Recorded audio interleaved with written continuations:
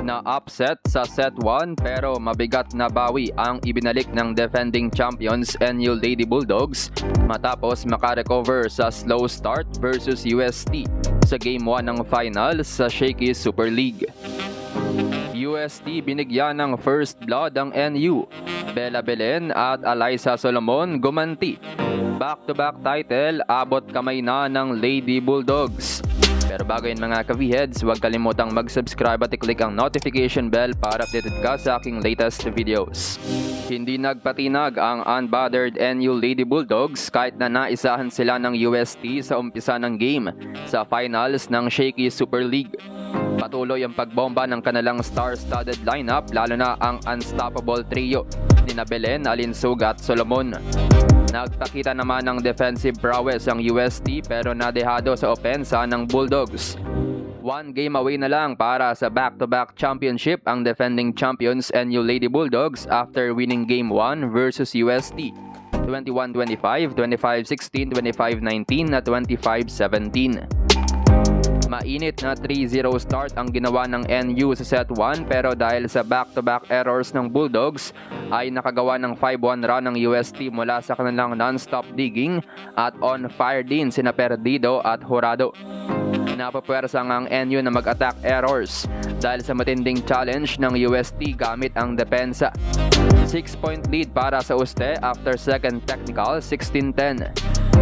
Nakadikit naman ang NU sa dulo ng set dahil sa solid performance ni Belen at bench contribution ni Pono at Panique. Pero nadali pa rin ang NU with UST, giving the defending champs their first set loss of the season, 25-21.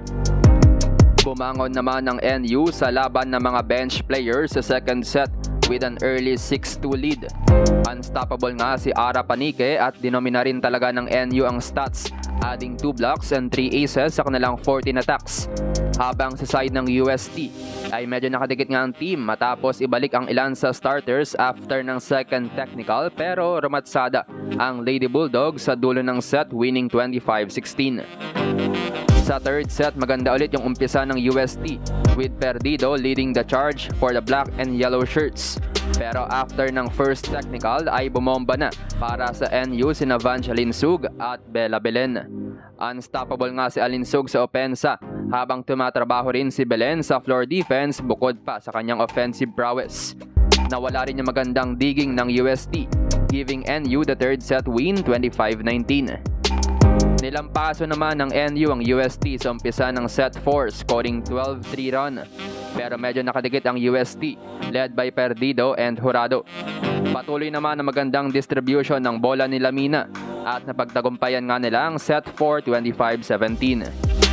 Player of the game si Cams Lamina with 16 excellent sets and 1 point. Top scorer naman si Alyssa Solomon with 15 from 11 attacks, 1 block and 3 aces.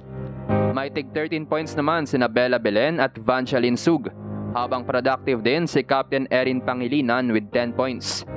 Sa UST naman, as expected, leading ang kanilang main wing trio featuring Angeline Boyos with 13, Reg Jurado with 12, and Jonah Perdido with 11. Dinomina ng NU ang lahat ng stats, 63-46 sa attacks, 9-3 sa blocks, at 9-2 sa aces. Pero error-prone pa rin ang defending champions, giving away 26 unforced errors in just 4 sets. Babalik agad ng dalawang teams sa court para sa Game 2 ng finals ngayong November 11, 5 p.m. Isang game na nga lang kailangan ng NU para madepensahan ang kanilang 2022 SVL title habang kung sakaling madali sila ng UST sa Game 2 ay magkakaroon pa ng Game 3 sa linggo, November 12, 5 p.m.